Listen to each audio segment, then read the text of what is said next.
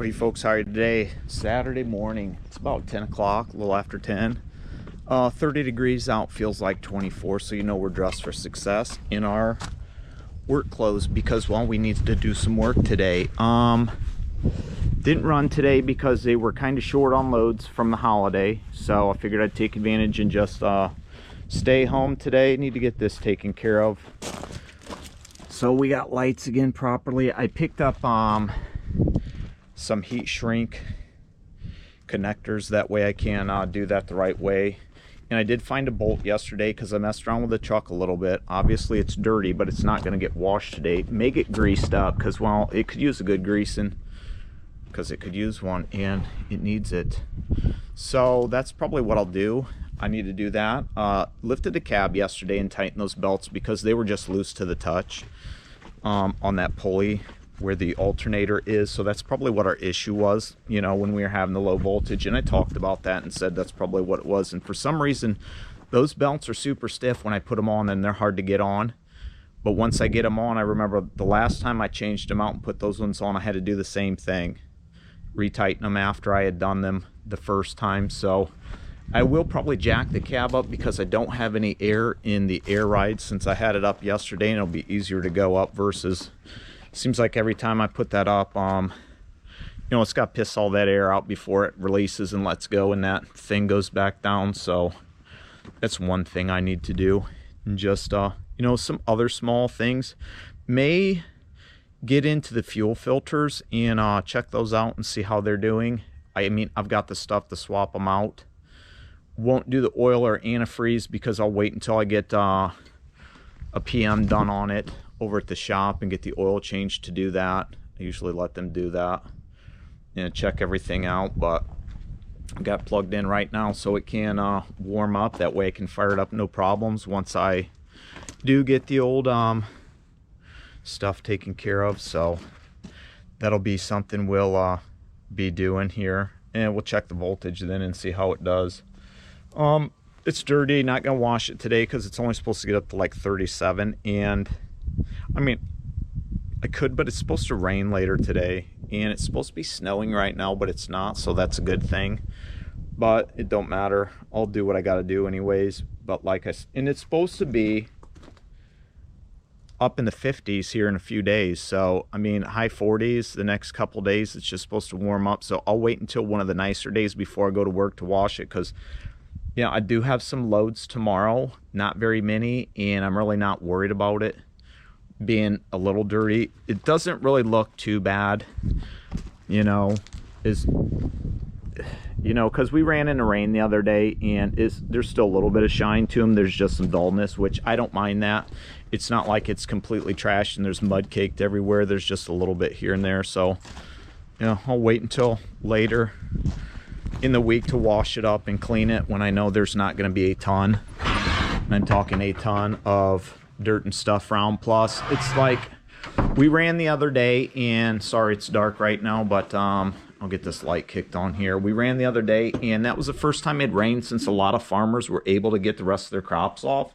So I'm basically like, you know, cleaning up the roads and stuff, it seems like, when I'm going through there with all that mud that's packed on the road. So that's why we look the way we do, but it's all good. So that's what I'm going to do today, you know, and I'll bring you back if there's I don't know if it's a water separator or not, little canister that hangs out the side that the fuel goes into. It's like a metal screen that drops down in there. That's the filter, and it's just a bolt on top that holds it down, and the whole thing drops down. So I'll get a bucket out there, and I'll probably take that off to see if there's any crud or anything in there.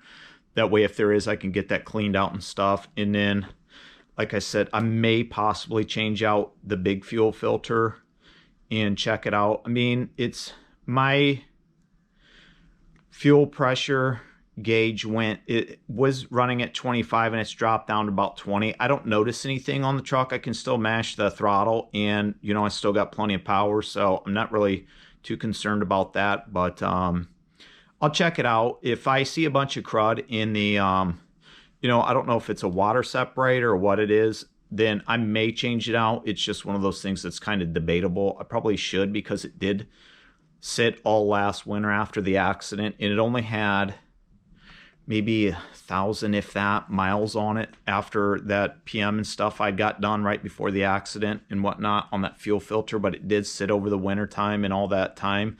So it's one of those things that I might just want to swap it out just to have it changed out. And I think I got plenty enough fresh fuel over there to be able to, you know, just dump into it. If not, I can dump the stuff that's in the filter into one of those Lucas jugs that I have sitting around with that stuff and let it mix up and see what kind of crud is in that filter. If there's any, it may be clean, I don't know. And somebody's calling me right now.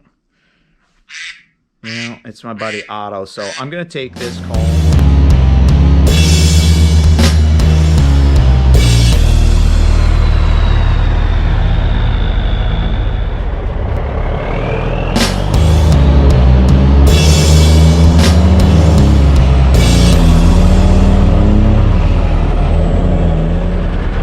It is. We doing it.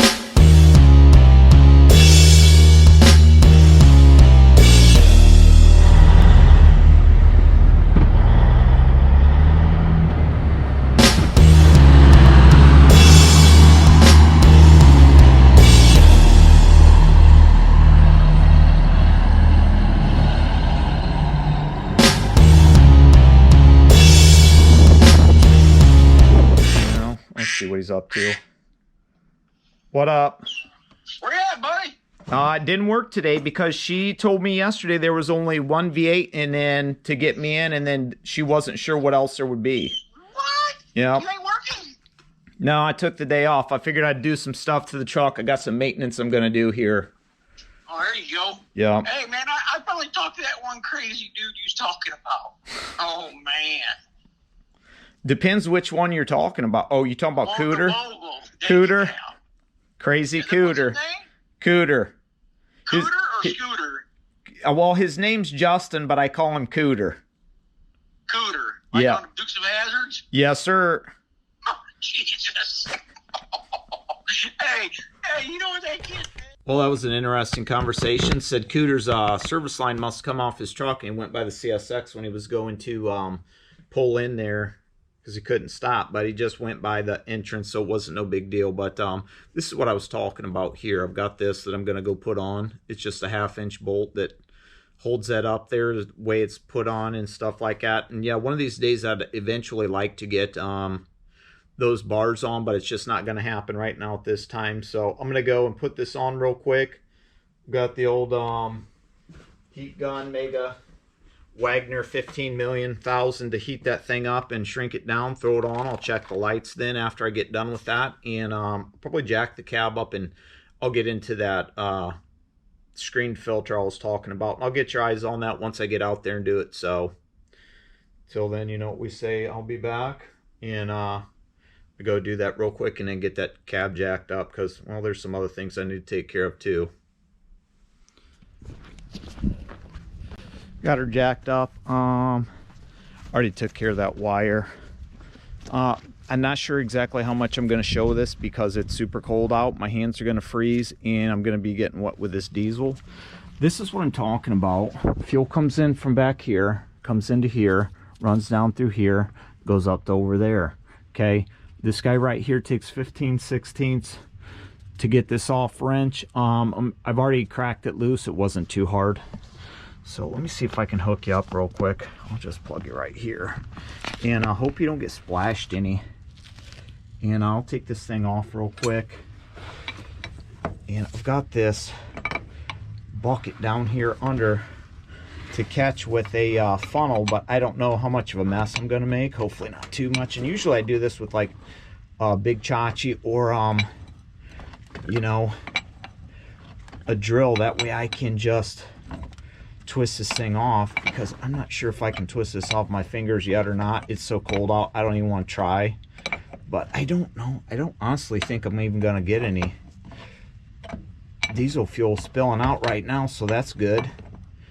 And there is a seal that goes in here. Okay, now we got some leaking down the side here, and I don't know if I can get this with my fingers yet or not. So we'll just keep twisting like this. Oh, there we go, right in a bucket. So that's good. Oh, it's trying, but I need to move her over to the side there. Let that drain down there for a little bit. And hopefully it doesn't spit too much out. But good thing I've got that pump, so if I need to pump some over, I can. Looks like that's about all. And it's got the nice in and out on the top of this. And when I first got this truck, I didn't realize, I thought this was a spin on. I didn't realize that this bolt at the top is what held it up there. So get it off, check the O-ring and stuff like that too. Wife's got the truck, she's gone right now, so it's not like I can just jump in and run to the store if I need one. So I'd probably have to kind of put this back together, but yeah, there we go. Dump some of that down in there. Yeah, that all looks clean, but like I said, I'll pull this screen out real quick and I'll show you what I'm talking about and see if we got anything in there. And that looks super clean. I don't see anything in there, so that's a good sign. Besides a little bit of crud at the bottom, which I might dump into a different bucket, I don't know. But that's good. There's, you know, just there a little bit come out there with that ring that was on the bottom, but that's really not that bad. I'm not too concerned about that at all. I'll stick this up here like so. Grab this is just like, oh, there we go. There's some sludge down there for you on that spring.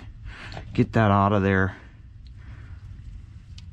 And I'm just going to shove that back in because that's pretty much all of it. Then I'll put that back in, fill it back with fuel, and we should be good to go. So that is a good thing. That's all that was down in there, so I'm really not too worried about too much stuff.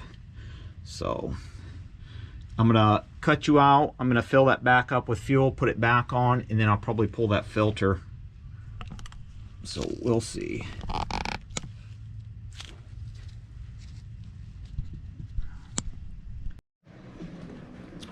Well, let's go out and try and fire it up. I swapped that fuel filter out too real quick. Just plugged in the heater, warmed my hands up so I could do it. And I still got the cab jacked up because I want to check those belts after it does fire up.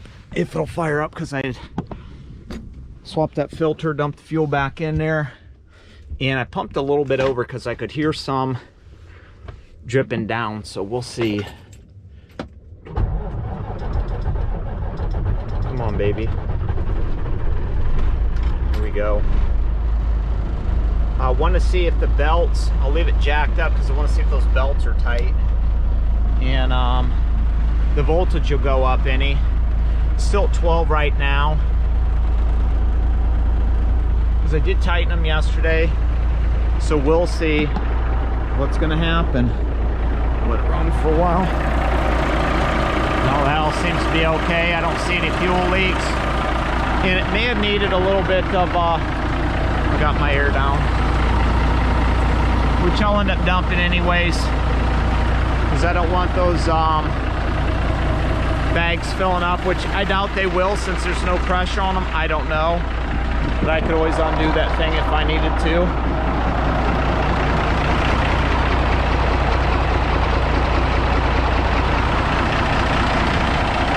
Let that run for a minute. We'll jump back up here real quick, or at least climb. I'm not going to jump. And see what that fuel pressure's reading. Don't sound bad. I don't see anything leaking out, so. And it was somewhat cold still. Okay, we got about a little under 20. So may have some air in the line, I don't know. I tried to pump that over to get some to go over, but just got enough because I got it started. And that's kind of an awkward thing to do, climb up in there like that with that up. But I can do it because, well, I've done it before. So let that run. See what happens. I don't hear any chirping off those belts.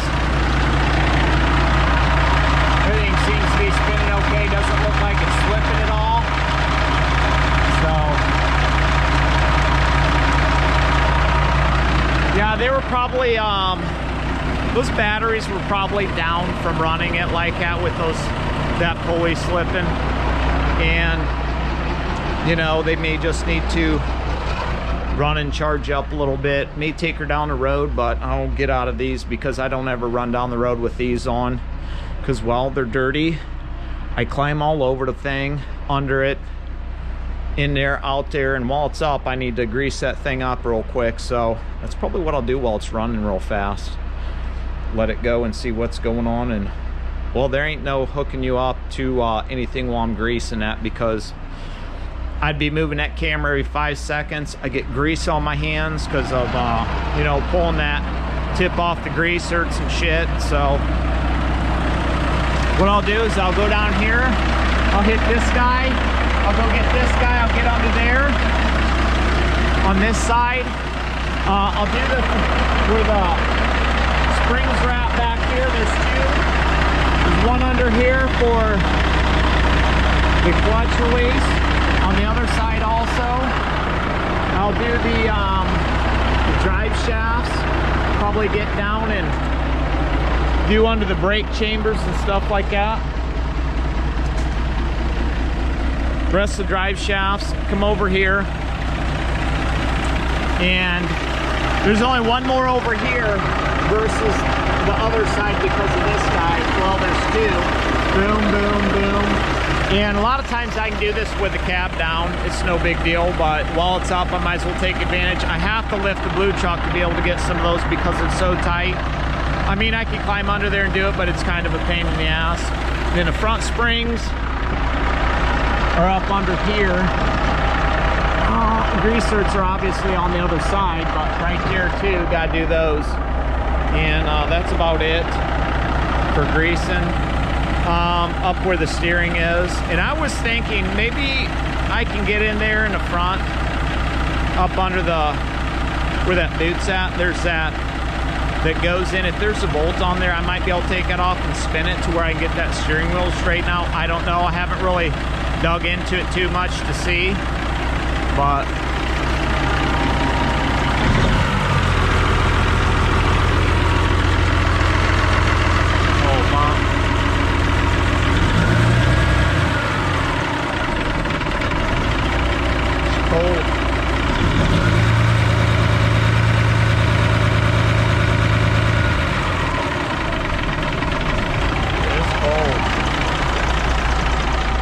take her down the road just to work some of that out. We'll see.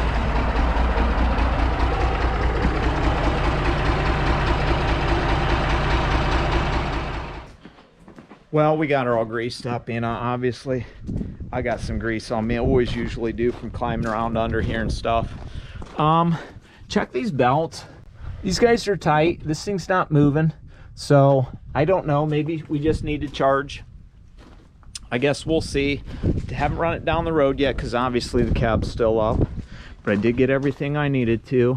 Got everything up in there on the drive shafts and stuff. Got the brake chambers and all that good stuff where I needed to. Had to climb up under there. It was always a good time.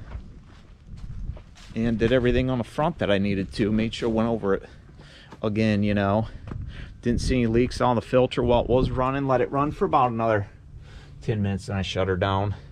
Which maybe I'll come back this afternoon a little bit later and run it since the wife's gone. I don't know. I'm getting ready to head inside. Well, I guess I didn't. The only thing I didn't do is this guy right here, but I don't see any issues with it or that guy. There's enough grease and stuff in there, which I could honestly go grab the grease gun. I use that hand pump one, which I just like to because I can tell how much is going in there. And once that stuff starts to spit out, I'll talk about something real quick. Usually what I do is anything that's access that'll come out up around the kingpins and stuff like that, which I didn't get this stuff because it's not too bad. But once it starts to get too bad and starts to come out, I'll take all that extra grease and I'll wipe it off with my finger. Anything that's extra, I'll just wipe it off. And I'll come back here and I'll throw it on the fifth wheel. That way it's got some stuff on it extra. And when I change over the tubes too, that's what I use. Anything that's extra, we'll just slap right on there and ice her up like a cake, because, well, that's the kind of guy we are. We like to ice things up like a cake.